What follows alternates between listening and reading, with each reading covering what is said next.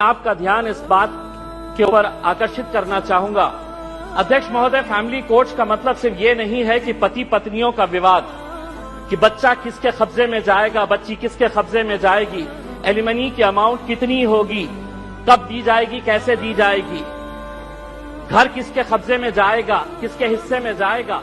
Family courts का मतलब हम सिर्फ यही समझते हैं और बहुत सारे जितने भी सम्मानीय सदस्यों ने कहा है, इन्हीं का उदाहरण दिया है। मैं मंत्री जी आपसे हाथ जोड़कर विनती करना चाहूंगा, हम एक ऐसे समाज के अंदर रहते हैं जहां एक नई संस्कृति को हम देख रहे हैं कि हमारे बूढ़े माँ बाप जिन्होंने हमें पाल पोस कर बड़ा किया है, जब वो बूढ़े हो जा रहे हैं तो इस देश के अंदर बहुत सारे ओल्ड एज होम्स खोले जा रहे हैं, वृद्ध आश्रम खोले जा रहे हैं।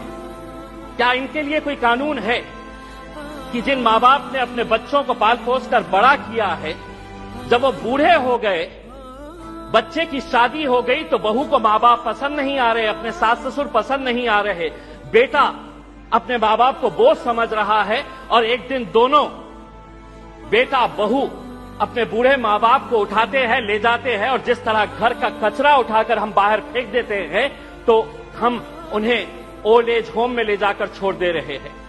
मैं तमाम सदस्यों से हाथ जोड़कर विनती करना चाहूंगा, मैं भी दिवाली के वक्त औरंगाबाद के मेरे चुनावी क्षेत्र के वो एक ओल्ड एज होम में गया था। मंत्री जी, हैरानी हुई वहां पर देखकर कि एक रिटायर्ड जज वहां पर उस ओल्ड एज होम में है। मुझे यकीन नहीं हुआ जब मैंने उसका नाम सुना कि उसके बेटे, इतना बड़ा घर है, ऐसा नहीं है कि बहुत गरीब है कि अब माँ बाप को पाल नहीं सकते हैं, लेकिन एक रिटायर्ड जज भी उस ओल्ड एज होम में जब हमने देखे तो तब समझ में आया कि ये समाज कहां जा रहा है करके। तो ऐसे लोगों के लिए क्या कानून होना चाहिए फैमिली कोर्ट के जरिए? पति पत्नियों का विवाद तो जो है ये जिंदगी भर चलता रहेगा, इन्हें भी इंसाफ मिलना चाहिए, लेकिन वो बूढ़े माँ बाप कहां जाएंगे?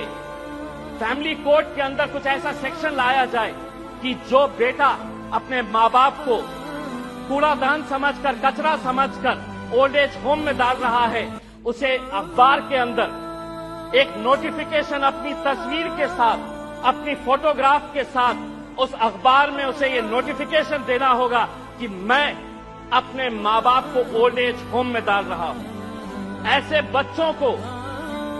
बच्चों को समाज के सामने हमें खड़ा करने की जरूरत है। लाइए कानून, वरना वो बूढ़े माँ बाप जो रोकने के अलावा कुछ नहीं कर सकते हैं, क्योंकि कोई कानून नहीं है।